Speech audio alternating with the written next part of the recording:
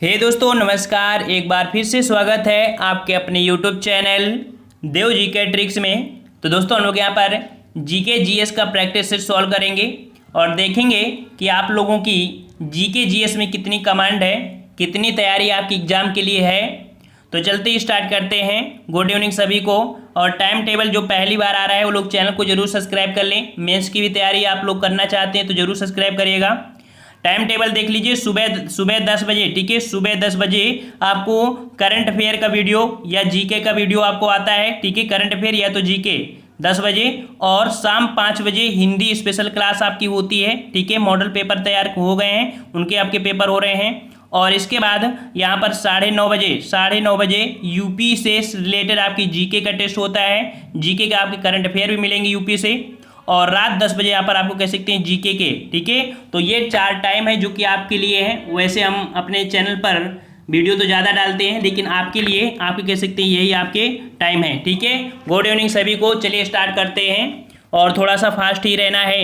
चलिए स्टार्ट करते हैं। पहला प्रश्न आपका दिया है कि निम्नलिखित नेताओं में से कौन दल रहित लोकतंत्र की अवधारणा से संबंध है। दल रहित लोकतंत्र की अवधारणा से संबंध है। प्रश्न तो आपके अच्छे होंगे ही, क्योंकि आप यूपीएससी आरओ का पेपर देने जा रहे हो, ठीक है, ग्रुप डी का पेपर नहीं है। चलिए तो 1 का जवाब क्या हो जाएगा, और 1 का जवाब आपका हो जाएगा ऑप्शन राइट आपका यहाँ पर बी नंबर जयप्रकाश नारायण। हम आपको डेली सुबह जीके का टेस्ट कराते हैं, वहाँ पर आपको ये प्रश्न आपको मिला था। ऐसा नहीं कि जो हम सुबह जीके कराते हैं वो आपको मिलेगी नहीं, 100% हर जगह मिलेगी। तो जवाब आपका हो जाएगा कौन सा, बी नंबर आपका जयप्रकाश नारायण, ठीक है। और 1974 में कह सकते हैं कि 2 कार्यक्रमों पार्टीहीन लोकतंत्र और संपूर्ण क्रांति को शुरुआत आपकी की गई थी। अगले प्रश्न की ओर बढ़ते हैं। प्रश्न आपसे पूछा गया है कि मूक नायक समाचार पत्र से कौन संबंध था। मूक नायक समाचार पत्र से कौन संबंध था। 2 का जवाब, तो 2 का ऑप्शन राइट आपका जवाब यहाँ पर आपका बी हो जाएगा वी.आर. अम्बेडकर, ठीक है। कौन संबंधित थे, तो आपके वी.आर. अम्बेडकर संबंधित थे, ठीक है। और अगले प्रश्न की ओर बढ़ते हैं। प्रश्न आपसे कह रहा है कि इनमें से किसने तिलक को भारतीय असंतोष का जनक कहा है। भारतीय असंतोष का जनक किसने कहा है। चलिए 3 का जवाब, तो याद रखिए 3 का ऑप्शन राइट आपके यहाँ पर 4 हो जाएगा वैलेंटाइन सिरोल, ठीक है। वैलेंटाइन सिरोल ने बाल गंगाधर तिलक को भारतीय अशांति का जनक कहा था, ठीक है। और अगर बात करें कि जो आपके यहाँ पर तिलक जी हैं, इनका कभी कभी जन्म पूछ लेता है कि इनका जन्म या कह सकते हैं कहाँ से संबंधित है, तो ये महाराष्ट्र के रत्नागिरी से संबंधित हैं, ठीक है। और 1856 में कह सकते हैं इनका जन्म हुआ था। नेक्स्ट प्रश्न आपसे पूछा है कि पनामा नहर सुएज नहर से भिन्न है क्योंकि। पनामा नहर सुएज नहर से भिन्न है, क्यों भिन्न है, तो याद रखिए जो आपकी सुएज नहर है, सुएज नहर में कोई भी लॉक सिस्टम आपका नहीं है। जो जहाज होते हैं, जहाज आसानी से जल यात्रा कर सकते हैं, जबकि लॉक सिस्टम से युक्त पनामा नहर जहाज़ों को भूसंधि पार करने के बाद कह सकते हैं निचले क्षेत्रों या अन्य क्षेत्रों में जाने की अनुमति प्राप्त करता है। तो दिक्कत आपकी सिर्फ किस में आई है, तो इसमें लॉक अर्थात ये जो प्रणाली है। अगले प्रश्न की ओर बढ़ते हैं। प्रश्न आपसे यहाँ पर कह रहा है कि वह क्षेत्र जो किसी स्थूल संरचनात्मक रूपांतरण के प्रति प्रतिरोधी होता है यह कहलाता है। वह क्षेत्र जो किसी स्थूल संरचनात्मक रूपांतरण के प्रति प्रतिरोधी होता है यह कहलाता है। तो ऐसे हम लोग इसको हम बोलते हैं शील्ड। क्या बोलते हैं इसे, शील्ड, या कह सकते इसे ढाल कहा जाता है, ठीक है, शील्ड या ढाल कहा जाता है। और यहाँ पर अगले प्रश्न की ओर बढ़ते हैं। प्रश्न आपसे अगला पूछा गया है कि लानो कहाँ के घास स्थल हैं। लानो घास अर्थात जो लॉस लानो के नाम से जानते हैं, ये उष्णकटिबंधीय घास के मैदान होते हैं। और ये आपके कोलंबिया और आपके वेनेजुएला के एंडीज पर्वतमाला के पूर्व की ओर हैं। तो जवाब आपका यहाँ पर आपका कौन सा हो जाएगा, ऑप्शन आपका यहाँ पर डी हो जाएगा चिली, ठीक है। आपका जवाब यहाँ पर आपका चिली सेंट्रल वैली से आपके कह सकते हैं ऑप्शन आपका यहाँ पर डी सही हो जाएगा। अगला क्वेश्चन आपसे यहाँ पर पूछा गया है, कह रहा आपसे कि अर्थशास्त्र की हस्तलिखित प्रति की खोज की थी। अर्थशास्त्र की हस्तलिखित प्रति की खोज की थी, ये किसने किया था? तो 7 का ऑप्शन राइट आपका बी हो जाएगा, आपके आर शाम शास्त्री ने। आर शाम शास्त्री ने अर्थशास्त्र की हस्तलिखित प्रति की खोज किया था। 7 का ऑप्शन राइट आपका बी हो जाएगा। ठीक है, और यहाँ पर इसकी रचना की बात करें तो इसकी रचना कौटिल्य अथवा मतलब इनको और बोला जाता है ना, चाणक्य के नाम से जाना जाता है। और अगले प्रश्न की ओर आते हैं। प्रश्न आपसे कह रहा है, जीवन को किसी रूप में धारित करने वाला स्थल क्या कहलाता है? जीवन को किसी भी रूप में धारित करने वाला जो स्थल कहलाते हैं वो कौन सा है?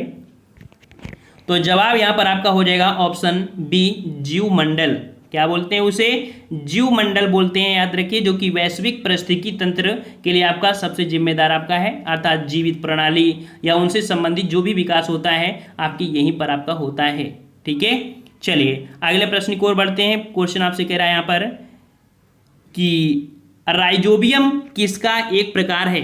ये क्वेश्चन आपको हमेशा मिलता है हर एग्जाम में। राइजोबियम किसका एक प्रकार है? तो याद रखिए, राइजोबियम बैक्टीरिया मृदा में पाए जाने वाले जो कह सकते हैं विजातीय पौधों की जड़ों में होते हैं गोलाकार पिंड।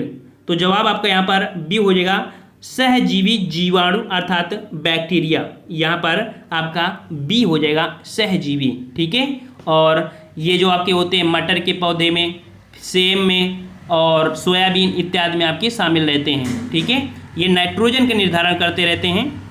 अगला प्रश्न आपसे पूछा है कि हर्षवर्धन का समकालीन दक्षिण भारतीय शासक कौन था? हर्षवर्धन के समकालीन दक्षिण भारतीय शासक कौन था? और इजी क्वेश्चन है। यहाँ पर 10 का जवाब हो जाएगा ऑप्शन राइट आपका बी हो जाएगा, पुलकेशन द्वितीय। ठीक है, कौन था? पुलकेशन द्वितीय। हर्षवर्धन की अगर शासनकाल की बात करें तो इसका शासनकाल 606 से स्टार्ट होता है और 647 तक इसका शासनकाल चलता है। ठीक है, वहीं पर पुलकेशन द्वितीय की बात करें तो पुलकेशन द्वितीय 610 से लेके 642 तक इसका शासनकाल चलता है, जो कि एक दूसरे के समकालीन ही हैं। ठीक है, और यहाँ पर कह सकते हैं कि पुलकेशन द्वितीय ने हर्षवर्धन को आपके नर्मदा नदी किनारे पराजित भी किया था। ठीक है, अगले प्रश्न की ओर बढ़ते हैं। प्रश्न आपसे यहाँ पर मिलान करने के लिए पूछा गया है। सूची फर्स्ट को सूची सेकंड से यहाँ पर सुमेलित करना है। और यहाँ पर कह सकते हैं आप वेद के बारे में आपने पढ़ा होगा, कौन सा वेद किससे आपका संबंधित है। देखते हैं यहाँ पर, तो देखिए यहाँ पर थोड़ा सा छोटा कर लें। ऋग्वेद में क्या होता है? ऋग्वेद जो आपका है, स्रोत एवं प्रार्थनाएं मिलती हैं आपके ऋग्वेद से मिलती हैं।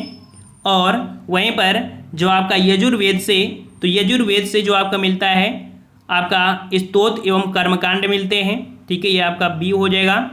और वहीं पर सामवेद का संबंध गायन से होता है, तो सामवेद का आपका गायन से हो जाएगा। और अथर्ववेद से मिलता है तंत्र मंत्र एवं वशीकरण, तो आपका डी हो जाएगा। अब इसे सॉल्व करने का सही तरीका क्या होता है आपको बताएं। जो आपको आ रहे हैं तो वो आप सबसे पहले मिलान कर लीजिए, तो आंसर आपको तुरंत मिल जाएगा। 1-2 ऑप्शन ढूंढना पड़ेगा और मिल जाएगा। तो यहाँ पर आपको कह सकते हैं जवाब आपका 4213 हो जाएगा, ये नंबर आपका हो जाएगा। अगले प्रश्न की ओर बढ़ते हैं। प्रश्न आपसे अगला पूछा गया यहाँ पर कह रहा है कि अध्यात्म ज्ञान के विषय में नचिकेता और यम का संवाद किस उपनिषद में होता है? नचिकेता और यम का जो संवाद ये आपके किस उपनिषद में वर्णित किया गया है? तो याद रखिए ये आपका है ऑप्शन डी, कठोपनिषद में। ठीक है, कठोपनिषद में ऑप्शन राइट आपके यहाँ पारा का हो जाएगा, आपका डी नंबर आपका हो जाएगा।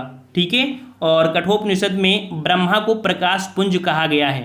ठीक है, और सूर्य और चंद्रमा अपनी ज्योति से प्रकाशित नहीं होते, ये उन्होंने कहा था। लेकिन यहाँ पर डी नंबर आपका हो जाएगा। अगला प्रश्न को आते हैं। प्रश्न आपसे कह रहा है कि निम्नलिखित सूफियों में से किसने कृष्ण को औलिया के रूप में माना है? कौन से सूफी थे जिसने कृष्ण भगवान को औलिया के रूप में माना है? तो 13 का ऑप्शन राइट आपका फर्स्ट हो जाएगा। ये आपके थे शाह मोहम्मद गौस। ठीक है, शाह मोहम्मद गौस हैं। ऑप्शन आपका 13 का आपका फर्स्ट हो जाएगा। ठीक है, और इन्होंने सतारी सिलसिला की स्थापना की शुरुआत करने के उद्देश्य है। अगला प्रश्न को बढ़ते हैं। प्रश्न आपसे अगला है कि निम्नलिखित सूफी के सिलसिलों में कौन संगीत के विरुद्ध था? यहाँ पर सूफी संत दिए हैं और इनमें से कौन संगीत के विरुद्ध था? तो संगीत के विरुद्ध थे आपके जो नक्शबंदिया सिलसिला था। ऑप्शन डी, नक्सली बंदी जो सिलसिला था इसकी स्थापना 14वीं शताब्दी में ख्वाजा बहाउद्दीन नक्शबंद ने किया था। ठीक है, तो ऑप्शन आपका यहाँ पर डी हो जाएगा, ये संगीत के विरुद्ध थे। अगले प्रश्न आपसे पूछा गया है, मतलब ये परहेज किया करते थे, संगीत से परहेज करते थे। अगला प्रश्न आपसे पूछा गया है कि गांधी के नाम के पहले महात्मा जोड़ा गया। महात्मा शब्द जो जोड़ा गया था वो कब जोड़ा गया था? पहला पॉइंट है चंपारण सत्याग्रह के दौरान और रॉलेट एक्ट के विरुद्ध के सत्याग्रह के दौरान, 1919 के 1919 के भारतीय राष्ट्रीय कांग्रेस के अमृतसर अधिवेशन में या खिलाफत आंदोलन के आरंभ में।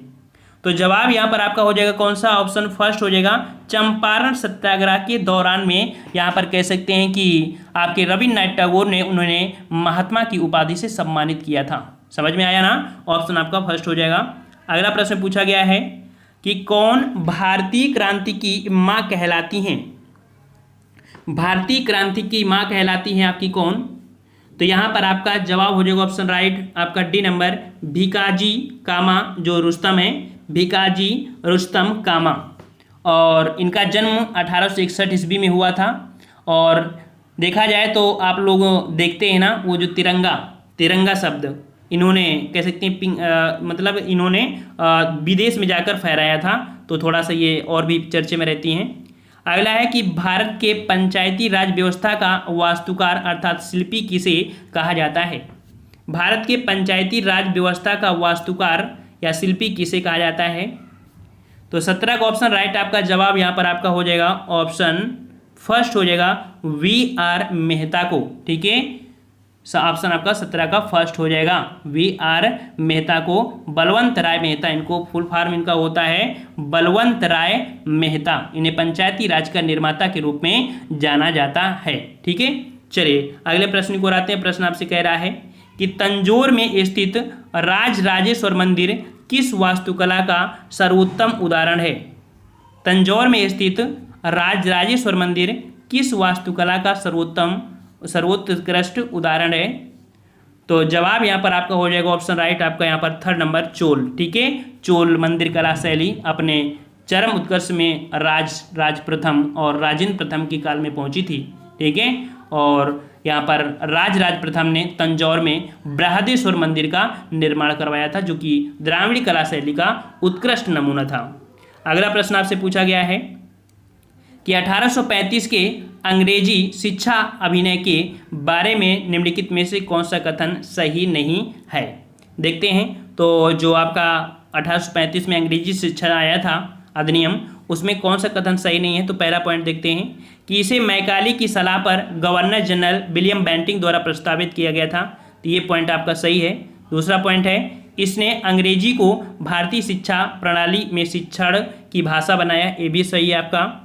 और अगला है कि शिक्षण की भाषा के रूप में अंग्रेजी के औपचारिक संस्थानीकरण के साथ ही भारतीय शिक्षा में एक नई दिशा की अवस्था तैयार हो गई थी, ये भी सही है। ऑप्शन डी आपका दिया गया है कि विद्यमान प्राच्य संस्थानों के लिए विद्यार्थियों की नई वृत्तिकाएं देना तथा प्राचीन उच्च ग्रंथों को प्रकाशन जारी रखा जाना था, ये पॉइंट आपका गलत हो जाएगा। ठीक है, चलिए अगला प्रश्न को आते हैं। प्रश्न आपसे कह रहा है यहाँ पर, क्या कह रहा है कि निम्नलिखित क्षेत्रों में से कौन सर्वाधिक नगरीकृत है? सर्वाधिक नगरीकृत आपका क्षेत्र यहाँ पर आपका कौन सा है? 20 नंबर। और 20 का जवाब आपको देना है, 20 का ऑप्शन राइट आपका सही हो जाएगा आपका यहाँ पर डी नंबर, ओशिनिया। ठीक है, कौन सी? जो आपके Europe, America, Australia, Japan, Singapore आदि अधिकृत नगरीकृत हैं, जबकि एशिया तथा अफ्रीका कम नगरीकृत हैं।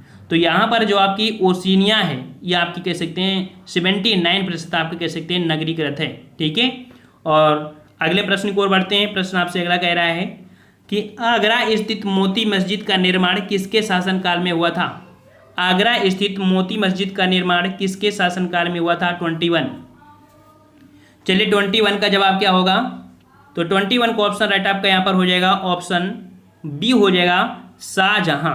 ठीक है, अपने शाही राज दरबार में सदस्यों के लिए शाहजहां ने आगरा में मोती मस्जिद का निर्माण करवाया था। ठीक है, और अगले प्रश्न की ओर बढ़ते हैं। प्रश्न आपसे कह रहा है कि पृथ्वी का सबसे बड़ा पारिस्थितिकी तंत्र है, पृथ्वी का सबसे बड़ा पारिस्थितिकी तंत्र जो आपका है, याद रखिएगा आपके महासागर होते हैं, अर्थात जलमंडल, जलमंडल होता है वो सबसे बड़ा होता है। और जलमंडल में आपके जो आते हैं वो आपके महासागर आते हैं। ऑप्शन आपका यहाँ पर कह सकते हैं आपका यहाँ पर बी सही हो जाएगा, जलमंडल। ठीक है, जलमंडल आपका होगा। नेक्स्ट क्वेश्चन आपका है, यदि करंट स्प्रिंग में प्रवाहित होता है तो यह क्या हो जाएगी। देखिए कोई स्प्रिंग है और उसमें अगर करंट आपकी है तो थोड़ा सा हीट होगी, और हीट होगी तो आपकी कह सकते हैं विस्तारित हो जाएगी। ठीक है, विस्तारित हो जाएगी। अब यहाँ पर इसके रूप अलग अलग होते हैं कि जैसे कि मान लीजिए कोई दो स्प्रिंगें हैं, उनमें से प्रवाहित किया जाए, अलग अलग किया जाए तो उसका आंसर आपका अलग हो जाएगा विपरीत स्थिति में। समान स्थिति में अगर करेंगे तो उसमें पास में आएंगी। तो ये सबका अलग अलग सिस्टम होता है इसमें। ठीक है, अगला प्रश्न आपसे पूछा गया है यहाँ पर कि पुस्तक कॉन्क्वेस्ट ऑफ सेल्फ के लेखक कौन है। कॉन्क्वेस्ट ऑफ सेल्फ के लेखक कौन है, यहाँ पर पुस्तक पूछा गया है। तो 24 का ऑप्शन आपका यहाँ पर थर्ड हो जाएगा आपके, ये महात्मा गांधी हैं। ठीक है, कौन है आपके, महात्मा गांधी हैं। और यह पुस्तक ब्रह्मचर्य और इसे कैसे किया जाए इस पर विचार प्रस्तुत किया था इन्होंने। अगला प्रश्न पूछा गया है कि शारदा अधिनियम द्वारा लड़कियों और लड़कों के विवाह की उम्र क्रमशः कितनी निर्धारित की गई थी। तो चाइल्ड मैरिज रिस्ट्रेंट एक्ट जो आया था 1929 में, तो शारदा एक्ट के नाम से आपका पॉपुलर हुआ था। और यहाँ पर जो आपका जवाब हो जाएगा ऑप्शन आपका बी हो जाएगा, 14 और 18, मतलब लड़कियों की उम्र 14 वर्ष और लड़कों की उम्र क्या है तो आपकी 18 वर्ष। ठीक है, ये रखा गया था। अगला प्रश्न यहाँ पर पूछा गया है कि भगत सिंह, राजगुरु और सुखदेव को 23 मार्च 1931 को किस लिए फांसी दी गई थी, किस लिए फांसी दी गई थी। तो यहाँ पर लाहौर षड्यंत्र मामले में उनकी भागीदारी के लिए, या 1928 में लाहौर में सैंडर्स की हत्या करने के लिए, या काकोरी मामले में उनकी भागीदारी के लिए, या केंद्रीय विधानसभा में बम फेंकने के लिए। यहाँ 4 में कौन सा होगा, तो 4 में ऑप्शन आपका यहाँ पर हो जाएगा नेशनल असेंबली में, यहाँ पर सेंट्रल जो आपकी असेंबली है अर्थात केंद्रीय विधानसभा में यहाँ पर बम फेंकने की वजह से इनको कह सकते हैं फांसी आपकी दी गई थी। ठीक है, और यहाँ पर 8 अप्रैल 1929 को इन्होंने बम फेंका था। इस कारण से यहाँ पर कह सकते हैं कि 23 मार्च 1931 को फांसी पर लटकाया गया था। ठीक है, और अगले प्रश्न की ओर आते हैं। प्रश्न आपसे कह रहा है इंकलाब जिंदाबाद का नारा किसने दिया था। इंकलाब जिंदाबाद का नारा किसने दिया था। 27 का जवाब, तो 27 का ऑप्शन राइट आपका जवाब यहाँ पर आपका थर्ड हो जाएगा, आपकी भगत सिंह ने दिया था। किसने दिया था, इंकलाब जिंदाबाद प्रसिद्ध नारा आपके कह सकते हैं कि ये जो शब्द दिया था, नारा जो दिया था आपके भगत सिंह ने। अच्छा, ये नारा जो नाम दिया था ये स्टार्टिंग में शहरत मोहन ने दिया था, लेकिन नारे के रूप में इनके द्वारा किया गया था। ठीक है, तो 27 का ऑप्शन आपका थर्ड हो जाएगा। अगला प्रश्न है यहाँ पर कि वास्को डी गामा भारत के लिए एक नए मार्ग की खोज की और 1498 में कहाँ पहुँचा था। कहाँ पहुँचा था भाई, तो यहाँ पर 28 का ऑप्शन राइट आपका यहाँ पर 4 हो जाएगा, आपके कालीकट। ठीक है, कालीकट में पहुँचा था 20 मई 1998 को। ठीक है, और वहाँ का एक शासक था कौन, जमोरिन ने उसका खूब स्वागत किया था। ठीक है, अगला प्रश्न की ओर बढ़ते हैं। प्रश्न आपसे कह रहा है कि संसद में आम बजट किसके द्वारा प्रस्तुत किया जाता है। संसद में आम बजट किसके द्वारा प्रस्तुत करते हैं। तो याद रखिए संसद में आपकी जो वित्त मंत्री होते हैं, ठीक है, वित्त मंत्री के द्वारा यहाँ पर कह सकते हैं प्रस्तुत किया जाता है। ठीक है, और यहाँ पर अगले प्रश्न की ओर बढ़ते हैं। प्रश्न आपसे कह रहा है कि राज्य के राज्यपाल के पद पर नियुक्ति सामान्यतः तय अवधि के लिए की जाती है, यह अवधि कितनी है। राज्य के राज्यपाल, तो राज्य के राज्यपाल के लिए आपको पता है कितने वर्ष होती है, 5 वर्ष होती है। हाँ, अगर आप ऑप्शन ये हो जाता कि राष्ट्रपति के प्रसाद पर्यंत, तो हम जवाब यहाँ पर राष्ट्रपति वाले में लगा देते, फिर 5 में नहीं लगाते, लेकिन वास्तविक कितना होता है, 5 साल होता है। और अगले प्रश्न की ओर बढ़ते हैं। प्रश्न आपसे कह रहा है कि एक सेना का सेनापति 36,562 सैनिकों के साथ एक पूर्ण वर्ग तैयार करने की इच्छा रखता है, इसकी व्यवस्था के बाद कुछ सैनिक बच गए तो कितने सैनिक बच गए थे? 31 नंबर। ये जो आपका है भाई थोड़ा सा कह सकते हैं मैथ से रिलेटेड क्वेश्चन है, ठीक है, मैथ से रिलेटेड आपका क्वेश्चन है और यहाँ पर इसको आपको सॉल्व करना पड़ेगा तभी इसका आंसर आपका आएगा, ठीक है। ये एक कह सकते हैं कि जैसे आपका भाग वाले भाग क्रिया होती है ना, कौन सी 36, 5 और 6, 2, फिर इसमें से एक का भाग देंगे तो एक आएगा, फिर इसके बाद इस करते करते जब आएंगे तो 81 आपका शेष बचेगा, ठीक है। उस हिसाब से इसका आप लगाइएगा। चलिए अगला क्वेश्चन आपका दिया है कि वह शहर कौन सा है जो 2 राज्यों की राजधानी है? वह शहर कौन सा है जो 2 राज्यों की राजधानी है? 32 नंबर। तो 32 नंबर आपका जवाब यहाँ पर आपका हो जाएगा ऑप्शन यहाँ पर बी नंबर, चंडीगढ़, ठीक है। चंडीगढ़ है पंजाब हरियाणा, है ना। चलिए अगला प्रश्न यहाँ पर है कि पंडित भीष्मसेन जोशी एक प्रसिद्ध थे। पंडित भीष्मसेन जोशी ये हिंदुस्तानी सांस्कृतिक परंपरा की गायन विधा से संबंधित थे और जवाब यहाँ पर आपका हो जाएगा ऑप्शन राइट आपका यहाँ पर फर्स्ट, गायन शैली, ठीक है। किससे? गायन शैली से इन्हें 2008 में भारत के सर्वोच्च नागरिक सम्मान भारत रत्न से सम्मानित किया गया था। और अगला प्रश्न आपसे पूछा गया यहाँ पर कि भारत में कोयला किस भौम की शैल समूह में पाया जाता है? कोयला, तो कोयला आपको पता है कि आपका अफ्रीका से जुड़ा, अर्थात कैसे अफ्रीका महाद्वीप से ही टूटा हुआ खंड माना जाता है आपके भारत को। तो यहाँ जो कोयला निकलता है अधिकतर वो आपके गोंडवाना लैंड से ही है। तो जवाब आपका हो जाएगा ऑप्शन आपका यहाँ पर 3rd नंबर, गोंडवाना लैंड की चट्टानों से ही आपका प्राप्त होता है, जैसे दामोदर नदी, ठीक है, और दामोदर नदी, महानदी, गोदावरी, इसी के पास की जितने भी चट्टानें आपकी इसी किस्म की कोयला निकलता है। अगला प्रश्न आपसे है कि भारत के उत्तर पश्चिमी भाग में शीत ऋतु में वर्षा का प्रमुख कारण क्या है? भारत के उत्तर पश्चिमी भाग में, उत्तर पश्चिमी भाग में, तो उत्तर पश्चिमी मतलब क्या हुआ? उत्तर पश्चिमी भाग में जो वर्षा का प्रमुख कारण होता है वो आपका होता है 35 का जवाब यहाँ पर आपका हो जाएगा पश्चिमी विक्षोभ। उत्तर पश्चिमी मतलब समझते हो, ये देखो तो आपका दक्षिण और उत्तर हो गया, उत्तर पश्चिम मतलब ये वाला, ठीक है, ये वाला जो आपका होता है ये। तो यहाँ पर जब लौटता हुआ मानसून होता है ना, लौटता हुआ मानसून की बात कर रहा है, तो लौटता हुआ मानसून ही शीतकालीन में आता है जो कि तमिलनाडु के तट पर वर्षा करता है, ठीक है। तो आपका ये पश्चिमी विक्षोभ के कारण होता है, ऑप्शन आपका डी हो जाएगा।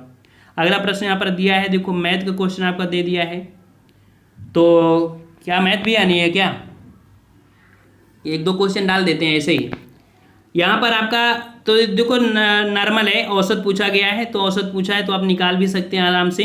40 + 10 + 25 प्लस आपका 35 प्लस आप x कर देंगे, है ना, और औसत बराबर कर देना, आप 25 कर देना, ठीक है। और इसके बाद x का माना, पूरी संख्या कितनी है तो आपकी 6 है, इनको जोड़ लीजिए। इसके बाद यहाँ पर आपका कितना है 25 है, तो आप निकाल लेंगे 130 + x / 6 = 25, तो x बराबर आपका 20 निकल के आएगा इसका आंसर, ठीक है। चलिए अगला है कि आर्थिक वृद्धि किससे संबंधित है? आर्थिक वृद्धि किससे संबंधित है? हम जीके आपको पढ़ाते हैं। चलिए आर्थिक वृद्धि किससे संबंधित है? तो आर्थिक वृद्धि याद रखिए ये संबंधित है आपके ऑप्शन यहाँ पर आपका हो जाएगा कृषि क्षेत्र, निरंतर वृद्धि, धन संपत्ति कम से कम, ऑप्शन आपका डी, किसी अर्थव्यवस्था में कुछ अवधि तक प्रति व्यक्ति वास्तविक आय की निरंतर वृद्धि, ये आपकी होती है आर्थिक वृद्धि, ठीक है। जब जीडीपी में वृद्धि होती है तो आपकी आर्थिक वृद्धि होती है।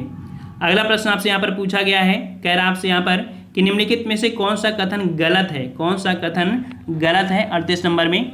तो पहला पॉइंट है कि अर्थव्यवस्था संसाधनों की अधिकता की समस्या का सामना करती है।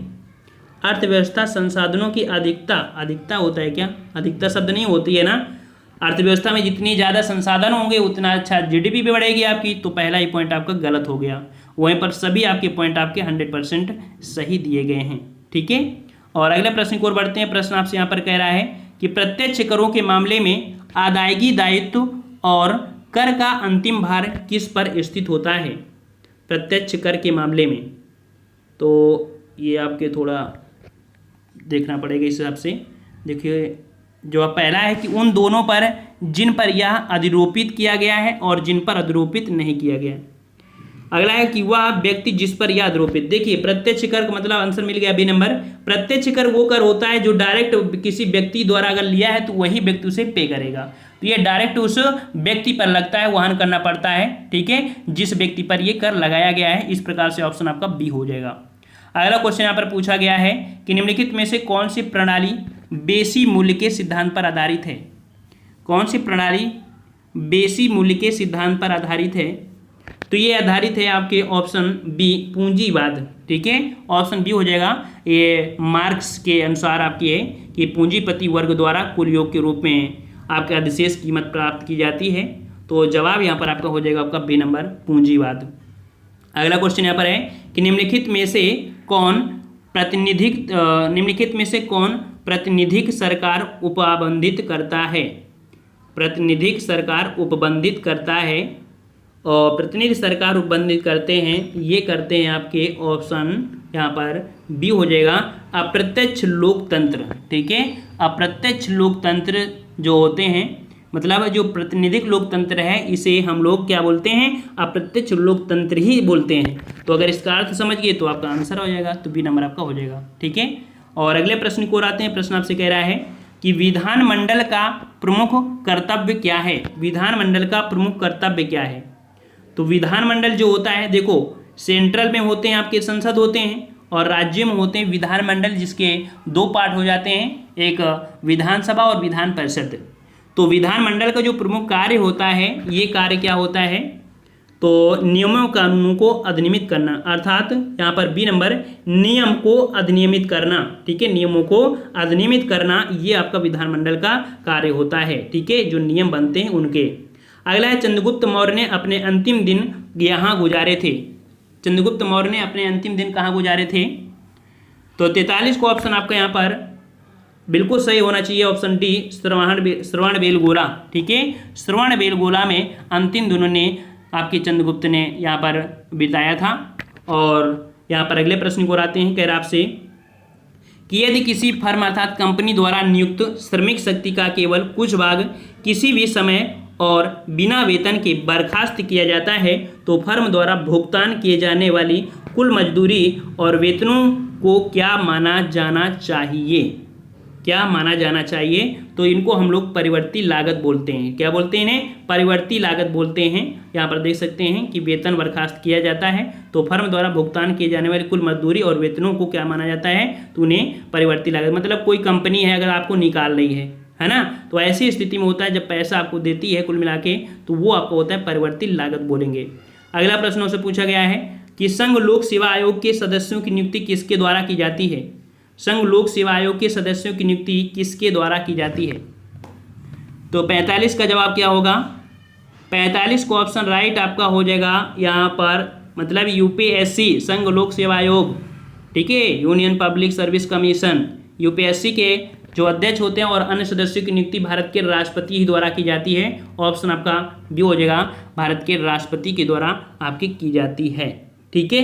तो देखिए प्रश्न तो आप बहुत रहेंगे, क्योंकि लगभग 200 प्रश्न होते हैं। 200 प्रश्न में 60 प्रश्न आपकी हिंदी के होंगे, है ना, तो 240 प्रश्न आपके यहाँ पर माफ करिएगा 200 प्रश्न होते हैं, जिसमें से आपके 60 प्रश्न हिंदी के होते हैं, तो बच्चे कितने आपके 140 में आपकी जीके आती है ना। यहाँ पर 1-2 क्वेश्चन आपको मैथ के डाल दिया है, वैसे आपको नहीं है, कई बार आपको दिख रहे हैं, वहाँ पर डाल दिया था मैथ और कहीं नहीं दिख रही है, ठीक है। तो जीके के ही होते हैं आपके क्वेश्चन, तो कह सकते हैं कि 140 एक वीडियो में तो आ नहीं पाएंगे, आने क्या है, बहुत लंबी क्लास हो जाएगी, रात भी हो रही है, ठीक है। तो हम लोग यहाँ पर टुकड़ों के रूप में 50-50 प्रश्न लगभग कर दिया करेंगे, तो दिक्कत नहीं होगी। 45 इसमें कर दिया है और नेक्स्ट इसका जो सेकंड होगा तो उसमें कर देंगे।